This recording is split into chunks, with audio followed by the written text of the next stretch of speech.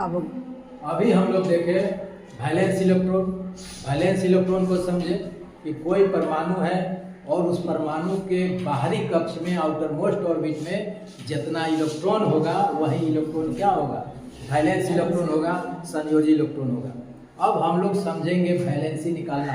Valency कैसे निकालें, आइए एक एग्जाम्पल लेते हैं और वहाँ पर हम लोग सीखते हैं कि वैलेंसी कैसे निकले। एक एग्जाम्पल ले लीजिए सोडियम का। सोडियम का अब बताइए इसका एटॉमिक नंबर कितना है, परमाणु संख्या कितना है, 11। परमाणु संख्या कहने का मतलब क्या हुआ, परमाणु संख्या कहने का मतलब हुआ प्रोटॉन की संख्या। तो इसमें प्रोटॉन की संख्या कितनी है, प्रोटॉन की संख्या 11। और जितना प्रोटॉन होता है परमाणु में उतना ही इलेक्ट्रॉन होता है। तो इलेक्ट्रॉन की संख्या कितना हो गया, 11। अब यह 11 इलेक्ट्रॉन इस परमाणु में कैसे व्यवस्थित है उसको लिखेंगे। मतलब यहाँ पर हम लोग अब इलेक्ट्रॉनिक कॉन्फ़िगरेशन लिखेंगे। तो इलेक्ट्रॉनिक कॉन्फ़िगरेशन आप लोग को लिखने आता है, अब बताइए 1s2 बोलिए, 2s2 2p6 3s1। Total electron count कर लीजिए, 2 2 4 6 10 11। अब यहाँ पर देखिए इसका आउटर मोस्ट ऑर्बिट कौन है, सबसे बाहरी कक्ष कौन है, तो आप लोग क्या जवाब दीजिएगा, 3 आउटर मोस्ट ऑर्बिट है। तो इस आउटर मोस्ट ऑर्बिट में कितना इलेक्ट्रॉन है, आउटर मोस्ट ऑर्बिट में 1 इलेक्ट्रॉन है। तो इसका वैलेंस इलेक्ट्रॉन कितना हो गया, 1 हो गया। अब हमको देखना है इसका वैलेंसी कैसे निकालेंगे।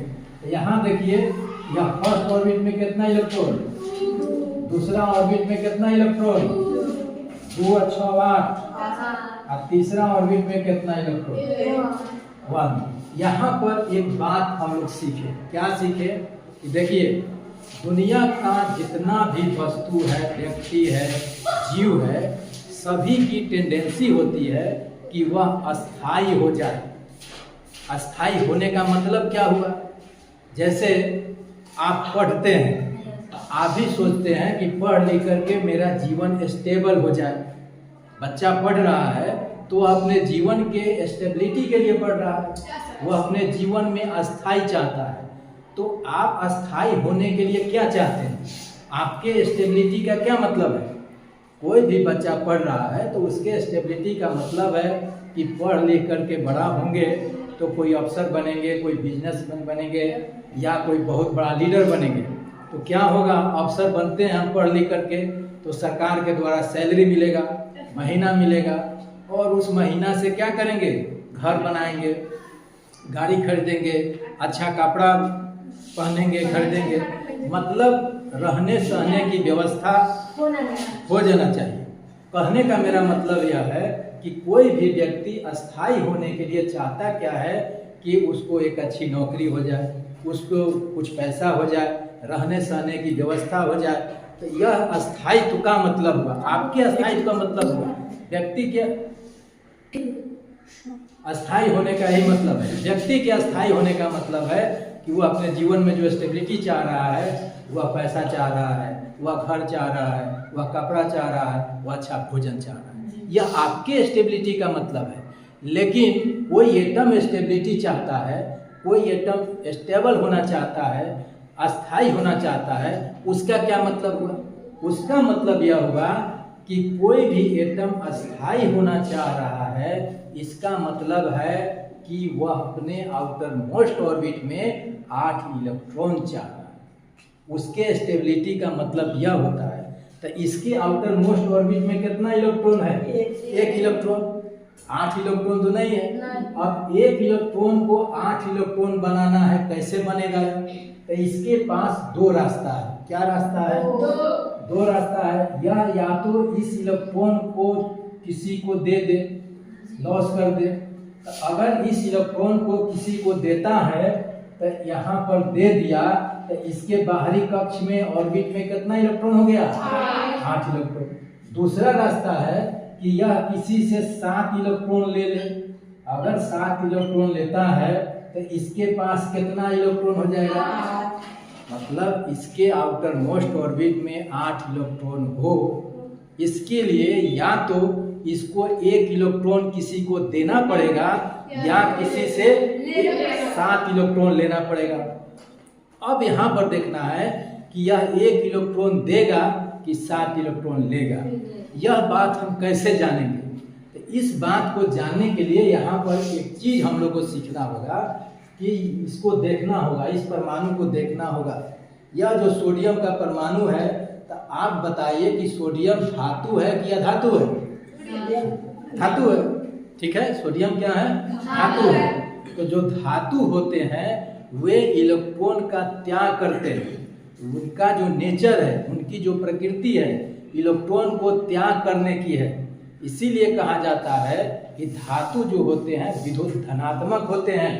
तो जो धातु होगा, जैसे सोडियम है, पोटेशियम है, कैल्शियम है, मैग्नीशियम है, एल्यूमिनियम है, आयरन है, तो यह सब जो धातु है, यह सब इलेक्ट्रॉन को त्यागने की प्रवृत्ति रखता है, इलेक्ट्रॉन का त्याग करता है। धातु इलेक्ट्रोपॉजिटिव होते हैं, विद्युत धनात्मक होते हैं। विद्युत धनात्मक का मतलब हुआ कि इलेक्ट्रॉन को छोड़ने की प्रवृत्ति रखते हैं। यह इलेक्ट्रॉन ग्रहण नहीं करेंगे, इनका नेचर है, इनका टेंडेंसी है कि इलेक्ट्रॉन का लॉस करेंगे, इलेक्ट्रॉन को छोड़ेंगे। तो इसके लिए 7 इलेक्ट्रॉन लेना संभव है? नहीं है। क्यों? क्योंकि यह इलेक्ट्रोपॉजिटिव है, इलेक्ट्रॉन को छोड़ने की प्रवृत्ति रखता है। इसीलिए यह रास्ता इसके लिए बंद है, ठीक है। यह रास्ता खुला हुआ है। यह 1 इलेक्ट्रॉन किसी को दे देगा, तब इसके आउटर मोस्ट ऑर्बिट में कितना इलेक्ट्रॉन बचेगा? 8 इलेक्ट्रॉन।